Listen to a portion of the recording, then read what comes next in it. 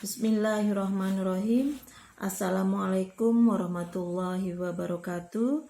Saya Susiati, mahasiswa program studi Ekonomi Islam, Institut Agama Islam Syarifuddin semester 2B. Tanggapan saya mengenai ekonomi tertutup dengan kebijakan pemerintah yang disampaikan oleh dosen pembimbing Dr. Abdul Nafis LC MEI.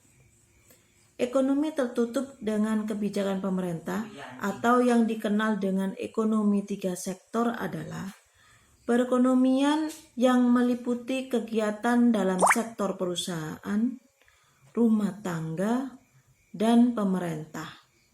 Kegiatan pemerintah menimbulkan 2 aliran pembayaran, yaitu pajak yang dibayar oleh perusahaan-perusahaan, rumah tangga kepada pemerintah, dan pengeluaran pemerintah. Campur tangan pemerintah menimbulkan 2 perubahan penting dalam proses penentuan keseimbangan pendapatan nasional. Di antaranya, pungutan pajak akan mengurangi pengeluaran agregat melalui pengeluaran ke atas konsumsi rumah tangga, dan pajak memungkinkan pemerintah melakukan pembelanjaan, dan hal tersebut akan menaikkan perbelanjaan agregat. Sebagai pelaku ekonomi, rumah tangga merupakan pengguna barang atau jasa, serta sumber faktor produksi, modal, dan tenaga kerja yang memerlukan adanya sumber dana berupa pendapatan atau penghasilan. Rumah tangga akan memperoleh penghasilan berupa bunga, gaji, atau bila dana di rumah tangga ditanamkan langsung dalam bentuk pendirian perusahaan, maka rumah tangga akan memperoleh penghasilan berupa laba atau dividen. Perusahaan adalah tempat organisasi atau faktor-faktor produksi untuk menghasilkan barang atau jasa yang bermutu untuk mendapatkan keuntungan. Sedangkan fungsi utama pemerintah adalah mengendalikan perekonomian untuk mencapai tujuan ekonomi tertentu.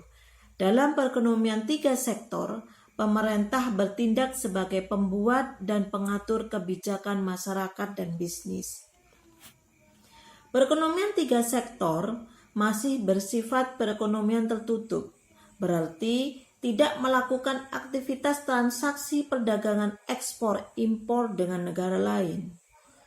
Dengan demikian, keadaan yang menciptakan keseimbangan dalam perekonomian 3 sektor adalah penawaran agregat sama dengan pengeluaran agregat.